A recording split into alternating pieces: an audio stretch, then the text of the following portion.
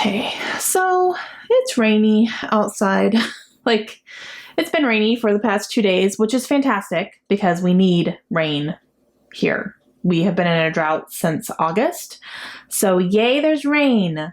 But that means my hair is like, I'm not going to do anything for you. Nice try, though. It's okay. It's not awful. Guys, it's Sarah, and today is BookList Thursday. This is a video series I do with my friend Lindsay over at Lindsay's Little Library. And every Thursday we bring you some sort of list, some topic we want to talk about that involves books somehow. And we are going to continue on in October with kind of our spooky, scary, thrillery theme, I guess you could say. And today we are going to talk about the best thrillers that we have read this year so far. I did come up with 5, but one of them is more kind of a mystery versus a thriller. It wasn't, super thrilling. There were aspects of it that were, but it wasn't, like heart pounding all the time type of thing. But I did come up with 5. And I'm hoping to read some more before the end of this year, but these are the 5 so far. The first one is one that I read in the very beginning of the year, and I read it for one of the Buzzword readathons, and that is The Last Time I Lied by Riley Sager. And this was my first book by Riley Sager. I haven't read any of his other books yet, but I really want to, and I am excited to do so. And this one I loved. I flew through it really quickly. I read it on my Kindle, and it just had me guessing the entire time. I didn't know where it was going. The narrator was not super reliable. She was trying to figure out what was happening around her as well. She questioned her own sanity a lot of the times. She felt like she was at fault for certain things. And as the story unfolded, it just got juicier and juicier. And I really ended up loving it. I gave this one 5 stars. The next one that I picked up was The Silent Patient by Alex Michaelides. Oh my gosh, I still think about this book. This one is a slower burn. It's not, incredibly thrilling, and I just couldn't put it down. I couldn't put it down. I did read it very quickly, but it wasn't because it was just so action-packed the entire time. It's a slower burn, but you're really seeing layers get unfolded every single chapter, and plot twists upon plot twists, not just one. There's multiple plot twists in here, and I didn't see a lot of it coming, and I thought it was brilliant. I absolutely loved it. Definitely one of my favorites of the year, like of all the genres I've read. And then I picked up a classic thriller, and this one is definitely, it's kind of coined as one of the first psychological thrillers, I guess you could say, and that's Rebecca by Daphne du Maurier. And I really, really enjoyed this book. I gave it 5 stars. I thought it was brilliant, and especially for the time period that this was written in. It's not written in the same time period that we're in now, so it was just, for the time, it was fantastic and really kind of just had the plot twists and all that stuff that wasn't really done back then. Writing was a little bit more straightforward, and she took it in a different way, and I love that. And I thought it was fantastic. The writing was absolutely beautiful. I could easily picture everything that was happening and the house that they were in, which is, kind of the main central point of this book, and I could just easily picture it, and I absolutely loved it, and I gave it 5 stars. One that I just finished recently, and you will actually see it in my October wrap-up because I haven't even wrapped it up yet, but that's 13 by Steve Kavanaugh. You guys actually voted on this one for me to read on books that I have hauled this year that have gotten the most buzz from you guys, and I had you pick one, and you picked this one, and oh my gosh. Okay, first, this is book 4 in a series. The lawyer in this book is, there's a series based on him. Now, I've gotten the question, do you need to read the other 3 books before going into this one? The answer is no. I have not read the other 3 books. I did not feel like I was lost.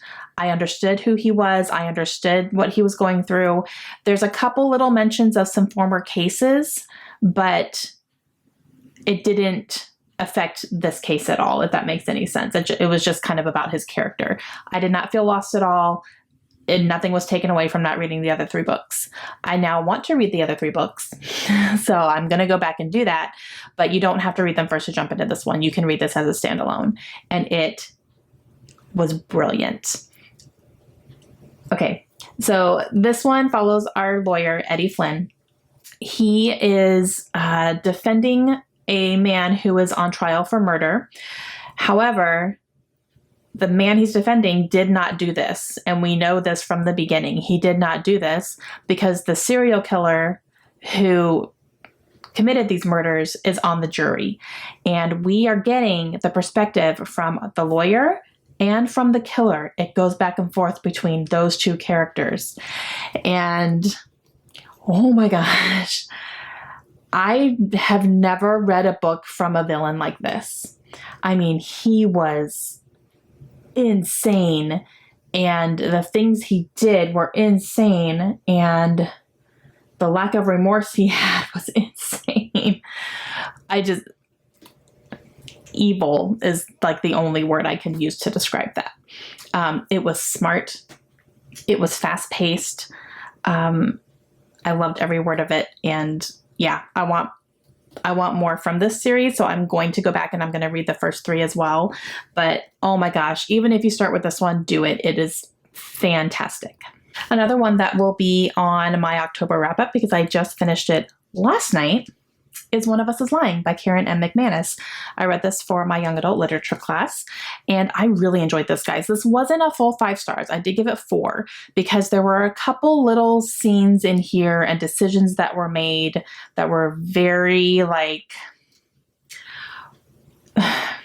Okay, so do you guys know that Geico commercial where it's children in a cornfield or something and they're trying to run from a killer, and, you know, she's like, why don't we get into the running car? And the guy's like, are you crazy? Let's go behind the tools, like go behind all the chainsaws or something. It's just, that was something that happened in here that I went, of course you're going to go that way. Why wouldn't you go this way? Why are you going that way?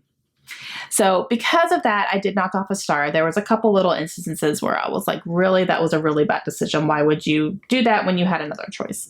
But overall, I really, really enjoyed this one. It did keep me guessing. I had a little bit of an inkling of what I thought was going to happen, which ended up being true, but it ended up being more than that. So it was more than what I was thinking. It was more in depth, which I really enjoyed. So even though I kind of maybe had an idea of what was happening, it still surprised me because, you know, there was just more layers to it, which I really liked.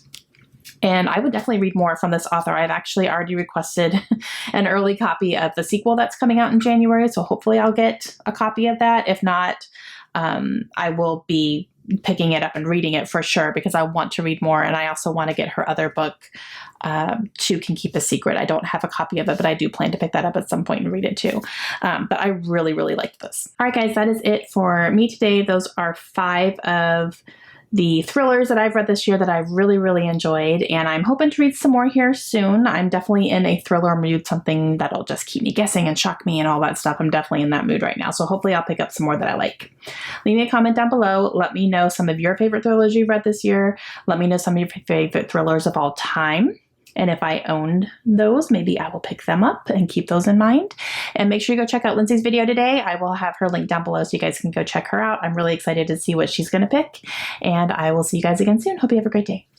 Bye.